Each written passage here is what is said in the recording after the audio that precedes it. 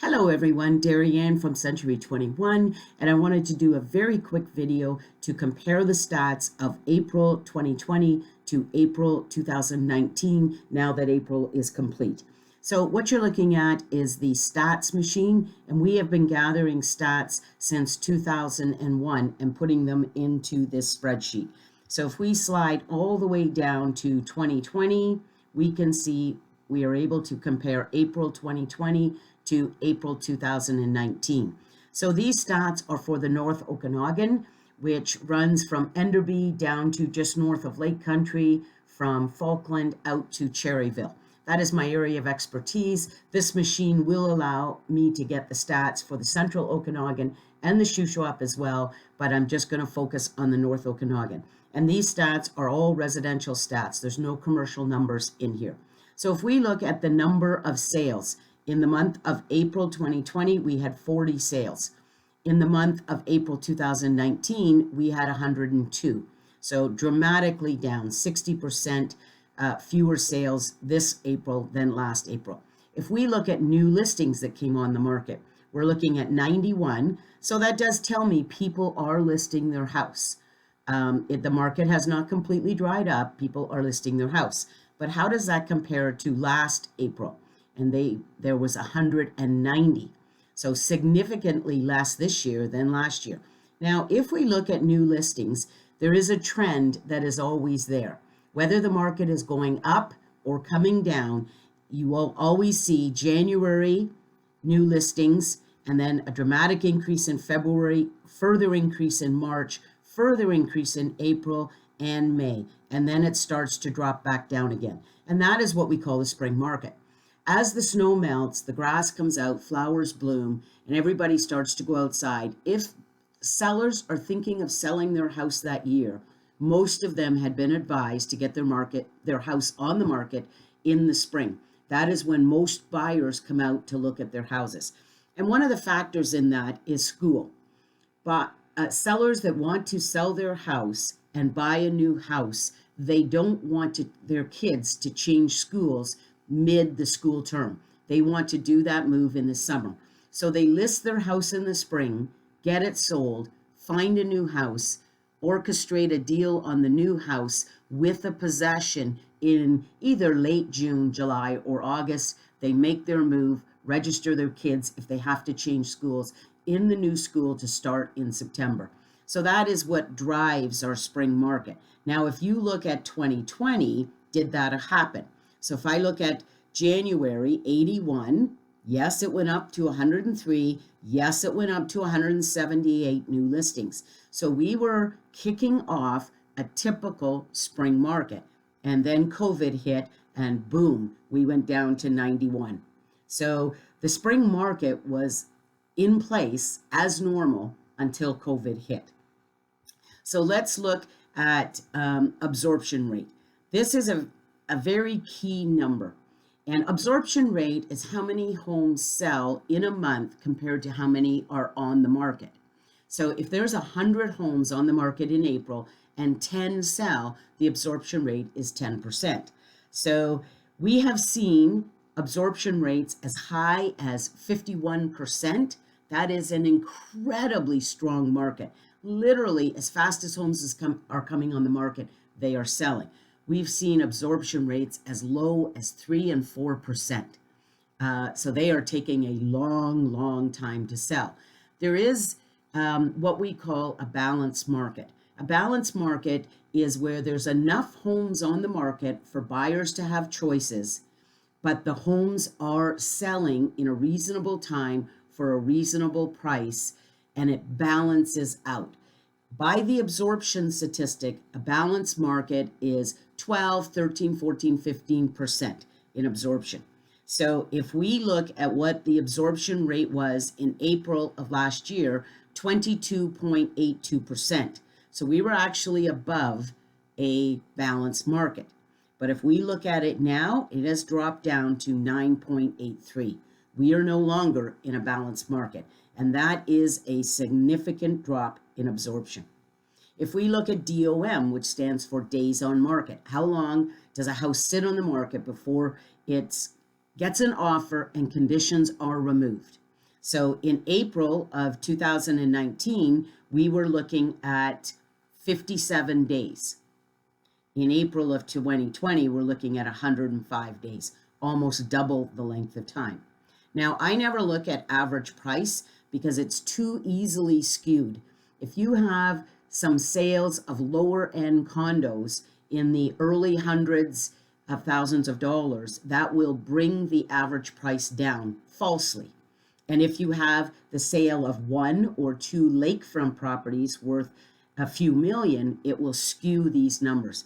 A better indication is median price.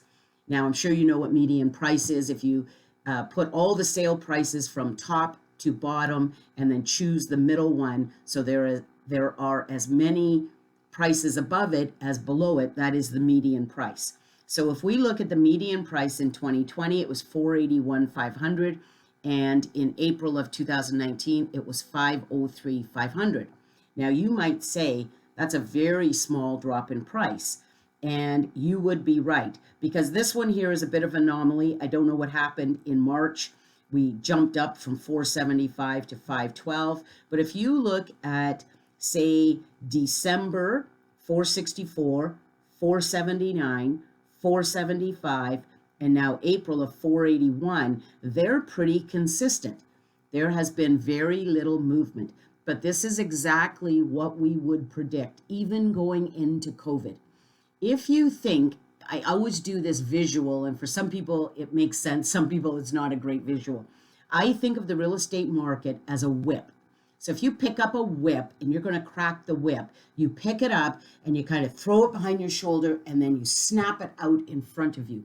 That is what the real estate market stats are like. The throwing out in front of you looks at sales, absorption rate, days on market, inventory. The snap at the very end is price. So the price changes very slowly. If the market is starting to dump, prices will stay very consistent while the other stats are showing a plunging market. And it's the same when the market starts to recover and go up. The stats will indicate a recovering market, things picking up, improving, and yet the price will stay relatively the same. And it's like a delayed reaction. It catches up, but it's lagging behind. So the real estate market is completely controlled by supply and demand. If we have too much supply, which means too many houses on the market to sell and not enough demand, enough buyers to buy those houses, we have a buyer's market. And the opposite is true. If we have too much demand, too many buyers out there looking for houses and not enough listings, we have a seller's market. Because the listing comes on, there's a whole bunch of people waiting and they snatch it up. So that is a seller's market, in that the sellers can keep increasing their price because the demand keeps snatching it up. And we have been in a seller's market. We were for quite a while, and we are just low on inventory, and we have a lot of buyers out there looking for property. But our market started to reach a balanced market, and you can see that in here. It went from, in June of last year, from 20, it went up to 22, then it came down to 17, 16, 18, 15, 17, 12. Those are all numbers in a balanced market. We were still, it's a little high because a balanced market is 12, 13, 14, 15. And we were still a little low on inventory. We didn't have quite enough houses to satisfy this pool of buyers. But now we are definitely, those numbers have changed. So what is going to change the market? Well, I don't have a crystal ball. When we get back to work is going to make a huge difference in how the market will change. So be aware that why people buy houses, okay? 70% of the reasons people buy houses is discretionary. 30% is compulsory. So what is compulsory? When you have a divorce and the family home has to be liquidated. When you have a senior who is not able to look after the family home and has to move into some sort of assisted living and they need to sell the family home. when you have somebody moving. So maybe they've lost their job through COVID. Their parents live in Saskatchewan and their parents are saying, sell your property, come on home, live in our basement. We'll try to find you work. Your dad may own a business and we'll get you work. So they have to sell their home, or a job change. If they've found work in another province or another city and they have to sell their home here. So those are all compulsory reasons. It doesn't really matter whether the market is going up or down. These people will sell their house. The rest are discretionary. So things like, I want a double garage instead of a single garage. I want to be in a better neighborhood. I want to be closer to my kids' school. I want a bigger home. I want a smaller home. I want a home with a basement because I only have a crawl space. Those are all discretionary measures of why somebody sells their home. Most of those discretionary people have stopped putting their house on the market since COVID hit. They're just too nervous, and their reason to sell is not compulsory. Yes, we would like a bigger home, but we can exist in this home, and we're too unsure about dad's job or mom's job, so we're just going to stay put. So if 70% of the buyers and sellers enter into purchasing a home or selling a home for discretionary reasons, and that pool is dried up or drying up, you can see how we ended up with 40 sales and such low numbers here of new listings. People are in a holding pattern, waiting to see what the next month, 2 months, 3 months is going to bring with COVID. So what am I telling my clients? If you need, because you have a compulsory reason to sell your home, do it now, right now. List your property. Do it before this number starts to change.